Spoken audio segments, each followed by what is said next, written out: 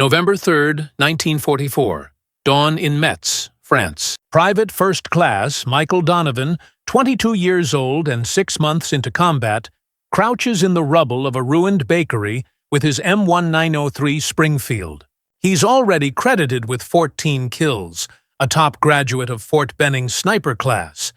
But something deadly consistent is happening across his battalion. American snipers are getting shot first. Over 20 men, all the best marksmen in their units, are dying while they search for targets they never see. Metz is a killing ground. The Germans have fortified the town with more than 200 defensive positions. The 5th Infantry Division is pushing in. The mission for American snipers is clear. Find German snipers, take them out, protect the infantry. On paper, it's simple. In practice, it's brutal. German snipers use a tactic called the double position. 2 firing spots 30 to 50 yards apart. Fire from position A, then move to position B before the Americans can triangulate. By the time an American sights a target and realigns to shoot, the German is already firing from the other position. The Germans are almost always the first to pull the trigger. Donovan's first partner, Corporal James Bradley, a farm kid who could hit a running rabbit at 200 yards, died on October 18th while staring through his scope at a factory window. A 7.92mm Mauser round struck him from 400 yards, and he never saw it coming. His second partner, Private Robert Chen from San Francisco, died on October 29th after a sniper in rubble fired through a trench line. Chen lived 40 minutes after the hit, drowning in his own blood while medics fought to save him. The pattern is the same. American snipers set up, search through narrow high-magnification optics, and are killed by flanking shots from angles they're not watching. The root of the problem is the scope. An 8x magnification scope is fantastic at distance, but it shrinks your field of view. What you gain in range, you lose in awareness. Imagine looking through a narrow tube. Everything outside that cone disappears. German snipers exploit that narrow focus. They don't attack from where you're looking.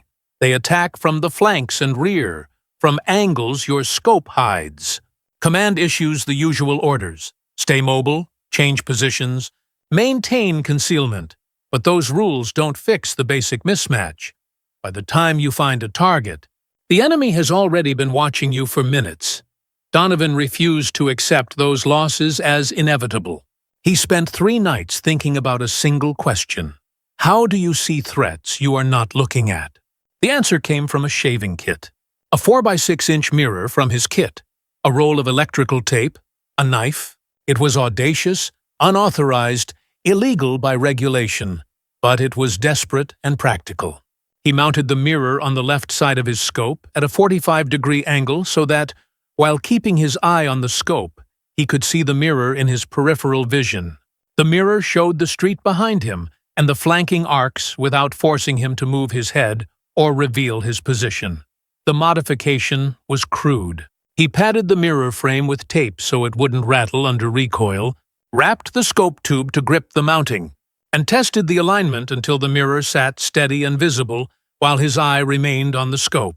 It took time, patience, and a willingness to risk punishment. Minimum reassignment, maximum dishonorable discharge. The stakes were higher than discipline. Bradley was dead, Chen was dying, and 23 snipers in the division had already been killed in the same way. At 6:47 a.m. on November 3rd, Donovan and his new partner, Private Sam Martinez, set up in the destroyed bakery. The fog hovered over the streets, revealing the factory complex across the way in cold gray shapes. Donovan settled behind the Springfield, looked through the scope, and started to scan. He saw movement on the 3rd floor of the factory, a dark shape in a broken window. He calculated distance, 410 yards. Calm wind, a clean shot. He steadied to fire. Then, in his peripheral vision, the mirror flashed a movement behind them. Another dark figure in a window across the street, already aiming at Donovan's position. This was exactly how Bradley had died, focused forward, killed by a flanking shot he never saw. But Donovan saw it. He didn't move his head or change his posture. He whispered to Martinez, calmly and precisely, "The sniper behind us, third floor left window. He's aiming." Martinez moved without haste, found the window, raised his Garand. On Donovan's count, they fired. 2 quick, coordinated shots. Both Germans dropped. 5 seconds. Donovan reloaded, checked the mirror, scanned ahead. No more threats in the rear. Over the next 4 hours, their team killed 6 German snipers, without a single casualty among them. Word spread fast. Martinez told other snipers about the mirror. That night, Donovan mounted the first mirror on Sergeant Frank Wilson's rifle. Wilson tested it and demanded that every sniper rifle on his team be fitted the same way. By November 8th, Donovan had installed mirrors on 9 rifles.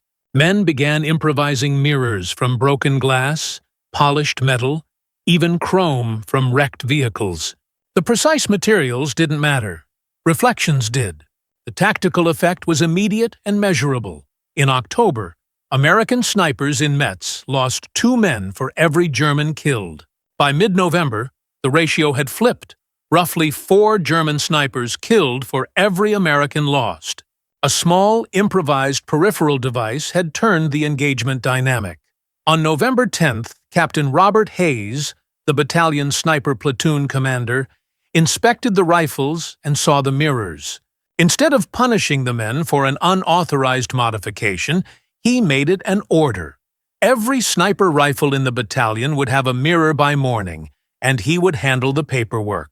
That decision protected the men who invented and spread the idea and rapidly institutionalized what started as a field hack. Higher headquarters noticed. In January 1945, an evaluation team from Aberdeen Proving Ground examined the modification. They measured field of view improvements, interviewed snipers, and confirmed the operational advantage. Their recommendation: standardize the device with manufactured mirrors and proper mounting brackets. Turn the field fix into doctrine. The practical benefit was clear.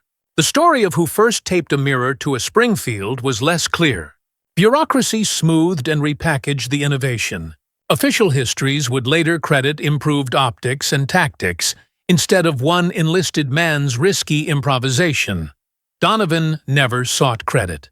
He stayed in the Army until 1946, then returned to Pennsylvania, worked in a factory for 35 years, married, raised children, and rarely spoke about the war.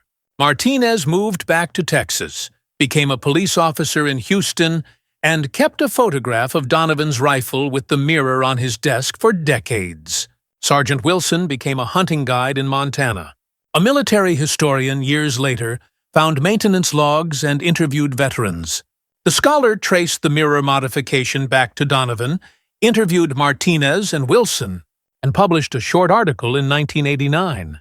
The article reached a small audience: historians, veterans, enthusiasts, and a handful of letters came to Donovan from former snipers and grateful families. It was small recognition, but it confirmed the most important part: the mirror saved lives. How many? The historian estimated 40 to 60 American snipers likely survived. Because of that improvised peripheral vision device between November 1944 and May 1945, Donovan himself had his life saved by it at least 6 times during the campaign. He finished the war with 47 confirmed kills. He died in 2001, 79 years old. His obituary mentioned his service, but not the mirror. His family learned the full story at his funeral, as veterans who had been saved by the modification paid their respects and introduced themselves to his children. There are 3 clear lessons from Donovan's mirror. First, problem-first thinking matters. Regulations and doctrine can be life-saving in many ways, but when lives are on the line, soldiers improvise solutions that actually work. Second, simple, low-tech solutions can beat complicated theory in urgent situations. A shaving mirror taped to a scope fixed a deadly tactical blind spot much faster than any procurement process could. Third, effective field innovation scales rapidly. When a tweak actually saves lives, word of mouth spreads it faster than any memo. Donovan's mirror didn't win the war, It didn't get into the grand histories, and the official record often forgot the name behind the fix. But it saved partners, shifted engagements, and changed how snipers in that theater fought and survived. That's the real legacy, not medals or plaques, but people who lived because someone refused to watch friends die without trying something different. If this story resonates, remember the shape of that innovation. A small, desperate tool born from grief, courage, and practicality. It's a reminder that real change, especially in life-or-death situations, often comes from people on the ground who see a problem and refuse to accept it. If you found this worth your time, like the video, subscribe for more untold wartime innovations, and share this story so others know the name Michael Donovan and the mirror that saved lives. Where are you watching from? Drop a comment and tell us. These are the stories that deserve to be remembered.